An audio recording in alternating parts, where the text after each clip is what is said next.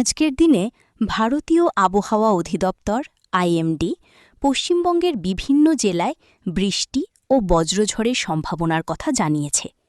গাঙ্গেয় পশ্চিমবঙ্গের জেলাগুলির মধ্যে কলকাতা, হাওড়া, হুগলি, উত্তর ২৪ পরগনা ও দক্ষিণ ২৪ পরগনায় আংশিক মেঘলা আকাশের সাথে হালকা থেকে মাঝারি বৃষ্টির সম্ভাবনা রয়েছে।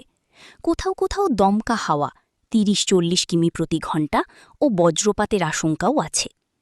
অন্যদিকে পশ্চিমাঞ্চলের জেলাগুলি যেমন পশ্চিম বর্ধমান, পুরুলিয়া, বাঁকুড়া ও বীরভূমে বিকেলের দিকে কালবৈশাখীর সম্ভাবনা বেশি।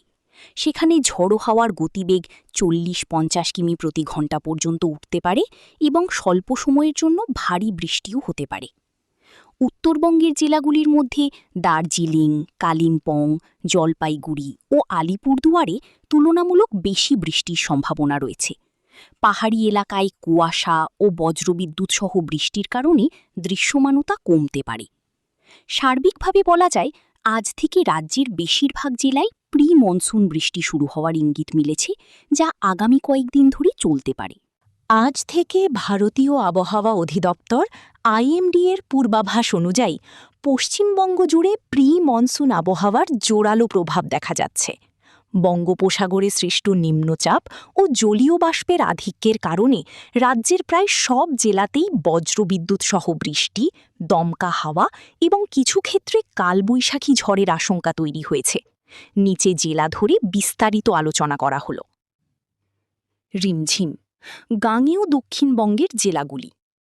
কলকাতা, রাজ্যের রাজধানী কলকাতায় আংশিক মেঘলা আকাশ থাকবে।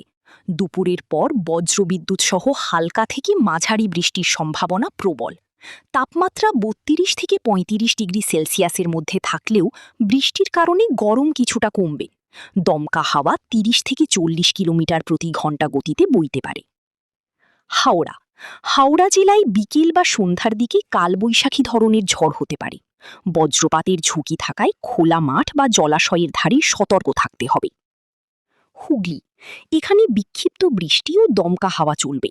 কৃষিক্ষেত্রে কিছুটা উপকার হলেও ঝড়ো হাওয়ায় গাছ পড়ার সম্ভাবনা রয়েছে।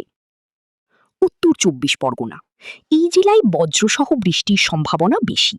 বসিরহাট, বারাসাত এলাকায় ভারী বৃষ্টির সম্ভাবনা রয়েছে। দক্ষিণ ২৪ পরগনা, ক্যানিং, বারুইপুর, সুন্দরবন উপকূল এলাকায় বজ্রঝড় ও মাঝারি বৃষ্টি হতে পারে। উপকূলীয় এলাকায় হাওয়ার গতিবেগ বেশি থাকবে, ৪০ থেকে ৫০ কিলোমিটার প্রতি ঘণ্টা। সর্ববর্ধমান, দুর্গাপুর, আসানসোল এলাকায় বিকেলের দিকে কালবৈশাখীর সম্ভাবনা প্রবল।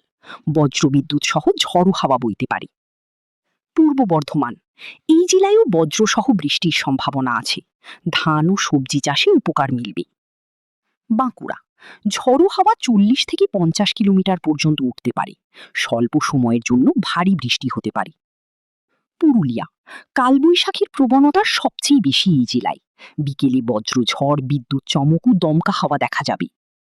ঝাড়গ্রাম, এখানে মাঝারি বৃষ্টি ও ঝড়ের সম্ভাবনা আছে, বিশেষ করে জঙ্গলমহল এলাকায়। রিমঝিম, নদিয়া, মুর্শিদাবাদ ও মালদা অঞ্চল।